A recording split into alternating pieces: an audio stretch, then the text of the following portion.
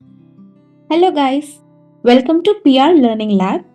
In this video, we are going to learn how to uninstall Python. At first, let us open terminal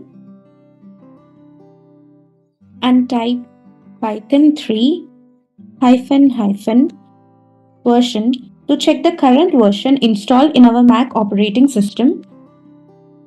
Okay, so the current version is Python 3.13.1. So let us uninstall this version in Mac operating system now. We'll close this. First, you need to go to the Finder. Click on Go. Then click on Computer. Then click on Library. And then you need to select Frameworks. Go to python.framework. Then click on Versions.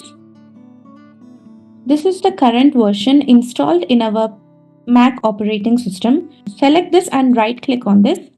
And then select this button, Move to Trash. Then we need to enter the password. Yes, so the latest version currently is uninstalled from our Mac operating system. Thank you for watching this video. Please do like, share and subscribe.